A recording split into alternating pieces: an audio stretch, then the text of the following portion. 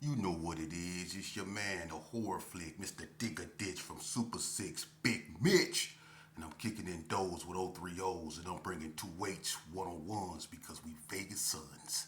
It's the Meadows Chronicles. You already know what it is with it, man. Y'all know where I'm finna go with this, right? Y'all already know what I'm finna go with this, man. Bolo Yang, man. Bolo Yang, man. And I'm always and forever on them things, man. Look at it, man. For real, though, man. Nah, I'm just playing. Hey, I'm in the process of laying some lyrics. I'm gonna come out with a cold intro, man. You know what I'm saying? Welcome to Vegas Chronicles with your man, Super 6, the horror flicks from 106, Big Mitch. You know what I mean? Today, I want to talk about, you know what? It's something I want to address first and foremost, man. Somebody keep, when people talk, try to correspond with me, I try to do the best I can to correspond back. Um, People keep saying, and it was even written that the founder of the CRIPS said that the reason that the Donna Street CRIPS came into existence was because of the Gershon Park Kingsmen. And this person that's speaking is Paps. Hey Paps, we need to chop it up, man. We need to talk, bruh. This lie that you start look, and this ain't to, you know, disrespect nobody or nothing like that, but let's just talk. Let's talk like men. You know, when I used to gang bang, I used to be a Kingsman. And when you used to gang bang, you was a gentleman's quarters, right? So as gentlemen and men, let's chop it up. And let's put some clarification to some of the things you said. Because we both know it's a bunch of lying in that. First of all, because people seem to think that you start. Look, Carl Wesley started the GQs. I'm not going over that no more. Now, what a handle come from as far as the cripping come, because we know what the GQs was, and they wasn't gangsters like that. That's why their name is Gentlemen's Quarters. They were debonair dancer singing, ready for the world ass dudes. For real. Morris Day looking ass dudes. Jungle Love. Yeah. Oh, ass nigga. That's what y'all was, man. You know what I'm saying? Holding mirrors and shit. Doing the doodle bird and all that. That's what the GQs was doing. So don't make it seem like they was gangster. Oh, we know. You know what I'm saying? Keep it real, dude. And then you said the Ace of Spades. This the funny thing to me.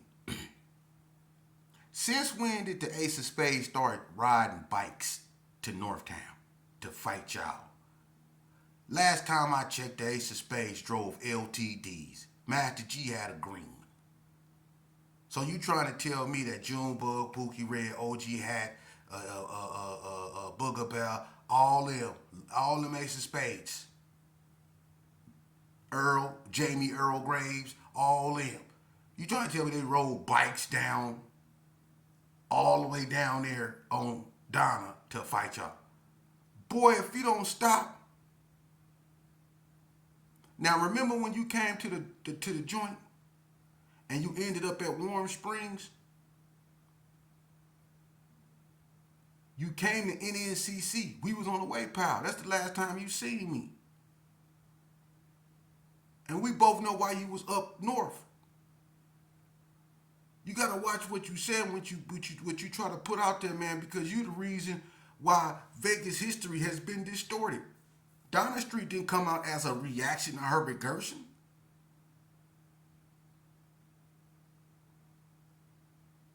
I mean, the GQs might have got active because of the Ace of Spades, but Donna didn't come out as a reaction to the Gershon because it was Gershons that helped form Donna. Some of the first Donna Streets was Gershons, hands down. I don't need to say no names. I was there when a certain Donna Street that used to be a Gerson used to be on Donna when they first formed, when they signed was just a little C. I remember he used to wear a black rag in one pocket and a blue rag in the other one. He still had his connection with the Gerson. And you still got some Donna Street's OG day one Donnas that would tell you, you get them alone, it's still K-Love.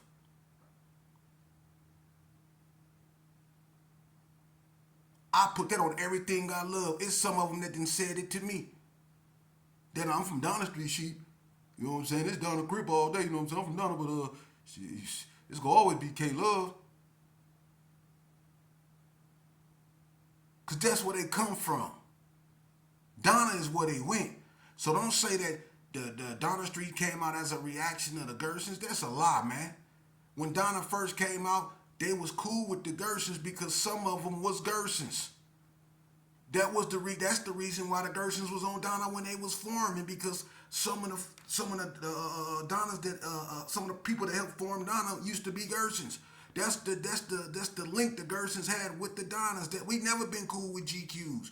The Gersons have never been cool with GQs, whether they was Westside GQs, Sydney Sue GQs, Northtown GQs, Undercover Crip, if they was OGs, you know what I'm saying? Even OGs who was influenced by the GQ, Serpo them. That dude stole the Ace of Spades guns and moved a Hennessy. They was never cool. The reason why the Gersons and the Donna Street was cool because it was some Gersons that helped form Donna. So we need to chop it up, Paps, because that's see, when you putting yourself where you do not belong, because Carl Wesley is the face of the Q. That's hands down. Everybody know Carl Wesley is the face of the Q. For real. Especially in the North. Now the GQs are the most influential Crips in Vegas. Because they multiply different neighborhoods. But don't get to talking about no founder. Because if you holler you the founder of the Crips, then that means you the founder of the Rolling 60s that's out here that was on 40 Block.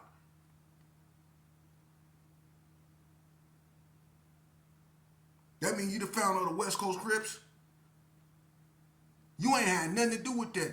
So you ain't the founder of nothing. You not even the founder of the GQs, Pap. Stop lying, dude. You done got them news people. You done went over there and told them white people all them damn lies and build yourself up. And now in certain yards, you know, we gonna leave that alone because that's between you and your people. But we know what's happening. And what's up with Mark? What's up with Mark Wesley?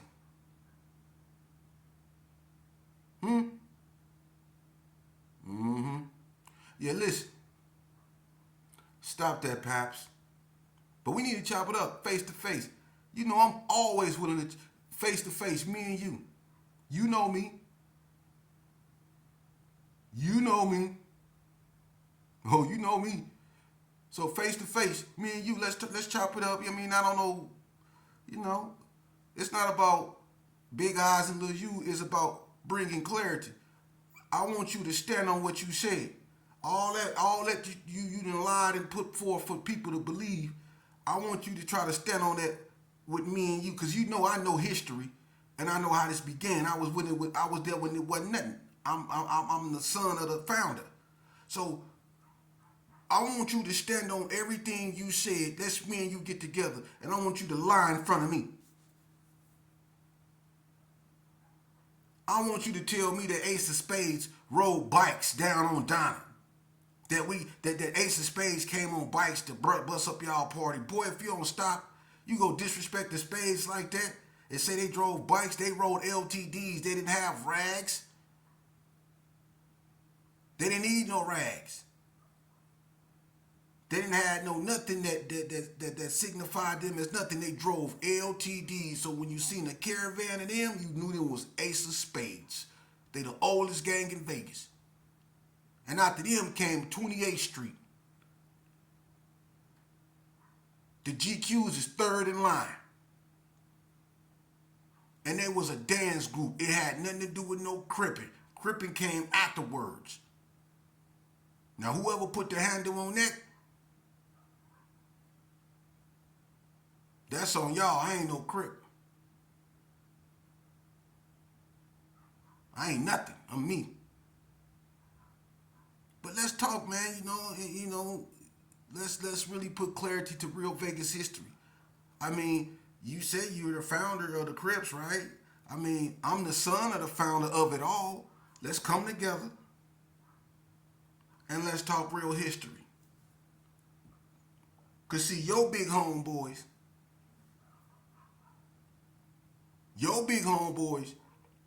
is the Byron boys, the Turpin brothers. They the blueprint for what later on became GQs and Donna. They before my daddy, but they was never a gang. They was cool, but Vince and Greg can get down.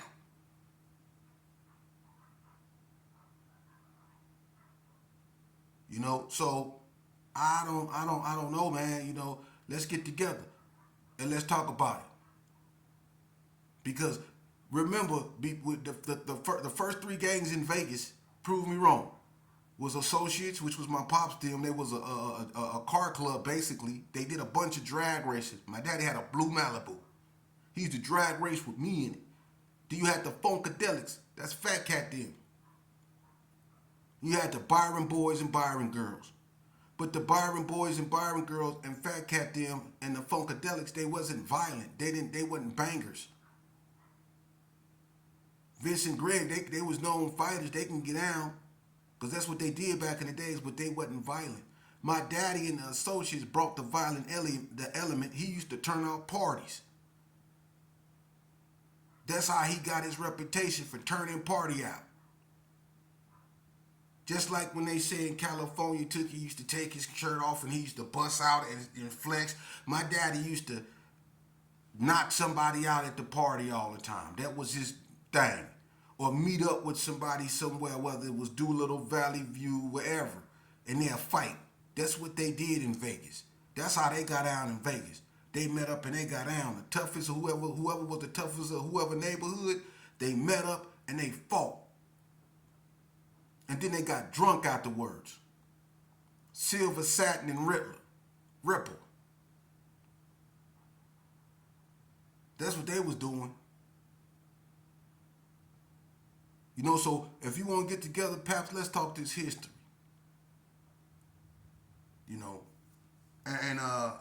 Moving along, man. Vegas, people wanted me to do workout videos. I don't mind doing that. You know what I mean? But, I'm saying? That's really not my motto. I really got a lot of stuff to do, I'll try to make time for that, but that's not really my motto. Okay? I don't do that. I would rather, I work out, I train, but I don't know how I'm, filming myself doing it and stuff like that. I had people do it before, but I don't want to make a YouTube channel out of that. Maybe one day when I settle down, I will, but right now, my mind is on this right here, and afterwards maybe I'll do that, But like I say, moving on, man. I want to say this right here, man. I'm gonna tell you something. And I'm gonna say this straight up. I don't care how, and if this offends you, I'm talking to you. Y'all need to quit playing with God. It's a bunch of y'all out here, and I'm not saying everybody, because I don't question nobody's faith, but it's a bunch of y'all that got one foot in the church, and then there's a bunch of y'all that got one foot still in the street. You playing with God. How you saved, how you done got baptized, how you in the Word, and how you walking with the Lord. But then in the same sense, you can put on a bunch of green or a bunch of red and B your homies up or K your homies down. You know what I'm saying? Or give your homies the C shake. It's all about Jesus, but what up, cuz? It's all about, the Lord, but what up, blood? It's all about Allah, but, what up, crown? Y'all need to quit playing with God. That's why, a lot of people and a lot of things have not changed. And that's why a lot of prayers You know, and I'm not saying that I know nothing. All I'm saying is that one thing God would accept, he would accept a non-believer before he accept a hypocrite. A lot of y'all know you've been through it, but you still keep one foot in it. Either you go be with God or you go be with the devil. You can't be with God and say, you know, I love the Lord and go to, you know, church every week and praise it up, but then put on a bunch of flame on and still give credence to that bull crap. If you show your face around stuff that you used to be and do that was unhealthy for you, it should be to bring clarity and try to help pull some of them brothers that's sick and out of that lifestyle into the one you found.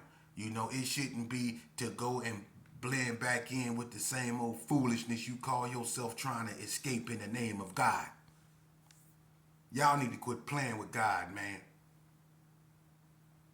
For real. Y'all need to quit playing with God, man. And I think a bunch of y'all, you know, I'm going to be honest with you. I think a bunch of y'all still love this lifestyle. I think a bunch of y'all still love the fray. I think a bunch of y'all still love this nature of destructiveness because you're scared to be yourself. You scared to be yourself. Now, y'all all that with your thumpers and with your homeboys, or when you in the camera, you know, doing what you doing, it's all fun and games when you listen with the music and you're shaking your dreads, your mop heads and all that, built like your sister. You know what I'm saying? Yeah, it's cool, huh?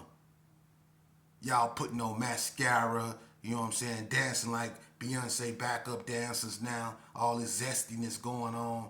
Y'all, it's cool, huh? Y'all so messed up in the head right now, man. It's a goddamn shame, man.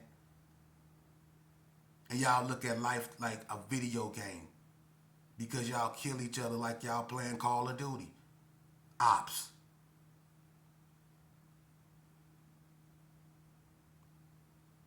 But then you have the ones,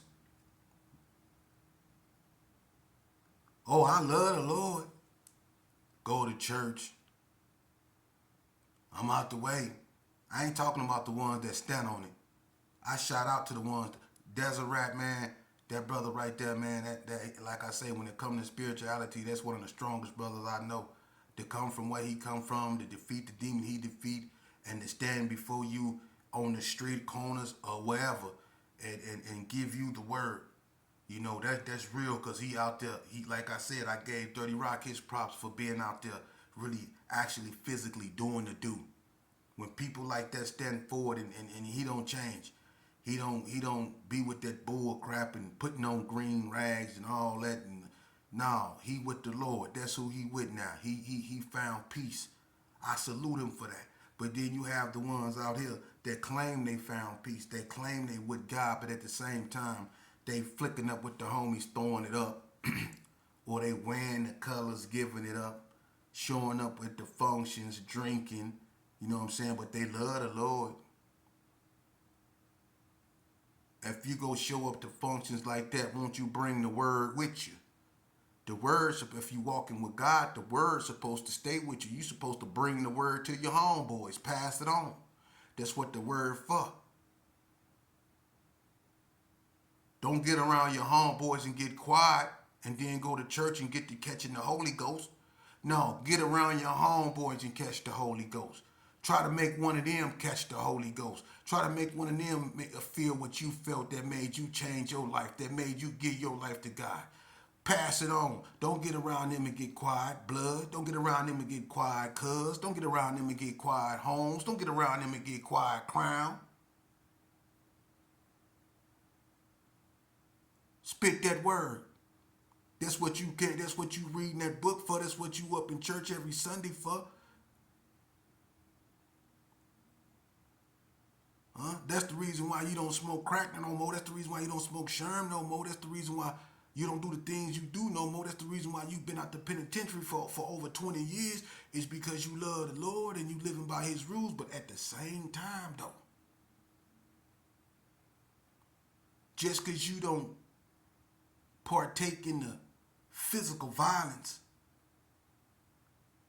of what you used to the fact that you still partake in being around it. Don't nothing come with gang members but violence, bruh. Death in the penitentiary. That's what come with gang members and gang banging. It always have. So to be around that, whether overtly or inadvertently, that's what you asking for. Cause you could be standing next to somebody that a bullet was aimed for and you can catch it. See? But if you was over there with the Lord, who you supposed to be walking with, that wouldn't even been no issue. See? And if you was around your homeboys giving them the word, you're not gonna be able to save them all it takes is one. That's all it takes for one. And you go bless him with something that's beyond his imagination, something he can't fathom, and then you yourself for delivering that message, for taking a chance, because some of your homeboys ain't gonna want to be around you no more, and you gonna have to deal with that. Some of your homeboys gonna say you weak, you went soft, you a buster. They gonna even call you the police. You gonna have to deal with that. But you stay true to what you are and what you believe in, and you give your homeboys that word, and one of them go catch it. The blessings you go get is gonna be beyond things you can ever fathom. Because you withstood a whole bunch of stuff. You withstood a test. Because by me doing what I'm doing right now, people have said some of the most disrespectful stuff to me. Like they want to provoke me. People know what I was when I was in that lifestyle, man. I was a monster. I was a creature for real. But now I'm not. And yeah, I got devil horns on my head and all that because I really believed in that. But now I'm not. But that don't mean I'm a coward. And if you think I am, good. That give me the advantage. Keep believing that. I'll be a coward and I'm going to stay humble. Because that's what God want me to do. He'll fight my battles. I don't got to fight no more. I've been fighting my whole life. And I ain't been doing nothing but hurt myself. I'm going to let God fight my battles. See, I'm going to stay away from that nonsense. And when I do come around it, I'm going to bring positivity. Ask any homeboy from any hood that know me, that speak to me. Ask him, have I ever told him anything negative? I'm not talking about that old demon, the one y'all used to call demon. I ain't talking about him. He been gone. Ask anybody. I don't care if they from Donna, ask any of them. I ain't never, from Rail C to Reese Sloke, you ask them dudes, have I ever told them anything negative? From Pootie Mac rolling 60s to Rico rolling 50s. I always keep it positive. No matter what. I don't care where you from. I'ma always keep it positive. Because I know if I go back to that way of living or thinking, I know God got a special place in hell for me. Because like I just said, one thing God will tolerate is a non-believer. But one thing he will not tolerate is a hypocrite. Y'all better quit playing with God. For real. You on borrowed time as it is. You better quit playing with God. For real. For real, you need to quit playing with God. And some of y'all really need to grow up. Some of y'all really, really need to grow up. You do. Quit letting them drugs think for you. You just mad. You angry. You want to be violent and you want to hurt something until you standing in front of a judge and you sober and you fragile and you cold and you hungry and you ashy and you whooped and you're in front of a judge without your gun, just a little nothing. You ain't even wearing the county clothes. The county clothes wearing your ass. Just toe up in front of the judge. See, that's how the story always end up ending, man. And you somewhere in the room eating a bologna sandwich, a cold, nasty ass bologna sandwich like it's a steak, taking big ass bites out of it. with a puffy ass ponytail in the back of your goddamn hair. You can't smile because if you do, your lips so dry they'll crack and bleed. You need stitches. That's how you be in the county jail. But out here, you looking at me right now, you just angry. You just angry. Drinking your beer angry. Can't stand it now. Think you know everything. I don't think I know nothing. I don't think I know nothing. But I tell you this here. Prison is real. Death is real. The devil is real, and so is God. But I'm going to tell you one thing that you really need to know is real. Choices. Choices are real. And you need to focus on choices more. For real. We don't think, we just react. If we knew and really understood that a choice is what we make it. A choice. A choice can define your existence, man. A choice. So when you do something, before you do anything, you think about it, man. You don't just react to something. You think. Listen, some things can seem to be horrific and beyond repair, but that's the devil's